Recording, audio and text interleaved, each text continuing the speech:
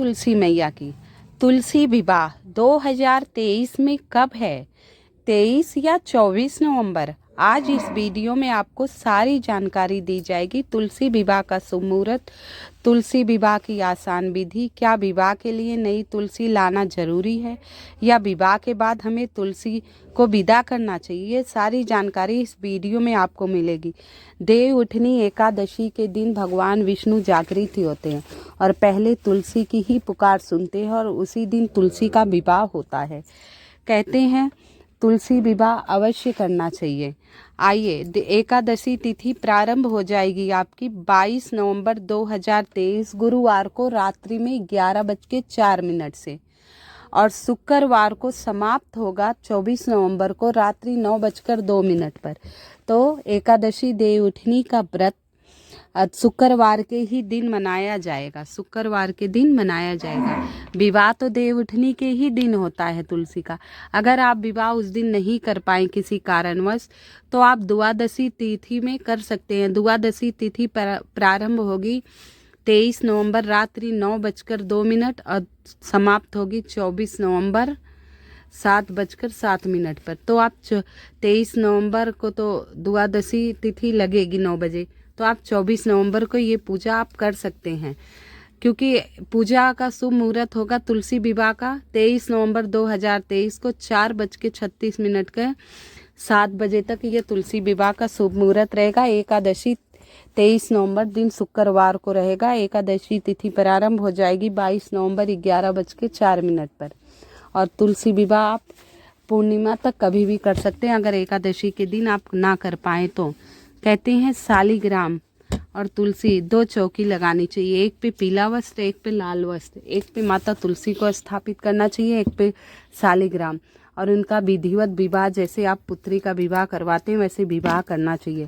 आप माता पिता बनकर कन्यादान अवश्य दिया कीजिए जितना आपका सामर्थ्य हो। अगर आप ब्राह्मण बुलाकर विधिवत करा रहे हैं तो कहते हैं ये महापुण्य के भागी होते हैं, सीधा वैकुंठ धाम ही मिलता है और सांसारिक सुख समृद्धि सारी मिलती है। कहते हैं जिनकी पुत्रियां नहीं हैं वो कन्यादान का फल ले सकते हैं। तुलसी विवाह उन्हें जिंदगी में एक बार अवश्य कराना चाहिए और तुलसी माता की विदाई आप कर भी सकते नहीं भी, ये कोई अनिवार्य नहीं है, क्योंकि कई बार ब्राह्मण शालिग्राम लाकर और तुलसी विवाह करते हैं तो तुलसी की विदाई तो करनी होती है, तो आप मन से आगमन उनका कर दिया कीजिए। तो तुलसी विवाह एक अनिवार्य प्रयोजन है। देव उठनी के दिन कई प्रकार के उपाय किए जाते हैं। इस दिन जितना हो भगवान विष्णु का नाम जपना चाहिए। ओम नमो भगवते वासुदेवाय नमः, ओम नमो भगवते वासुदेवाय नमः।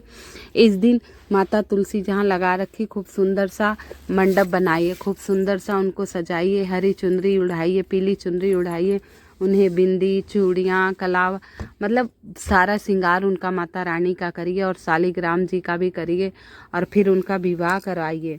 आपको जिस प्रकार आता हो या जैसे अपनी लड़की का विवाह का करते हैं वैसे करिए और फिर सामर्थ्य अनुसार आप कन्यादान करें।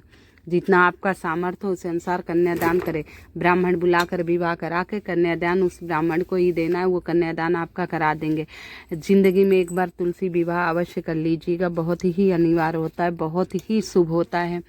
कहते हैं ऐसा करने से जीवन भर में जो आपसे पाप हुए हैं, बुरे कर्म हुए, वो सारे भगवान क्षमा कर देते हैं, माता रानी क्षमा कर देती हैं और अपना शुभ आशीर्वाद आप लोगों को देती हैं।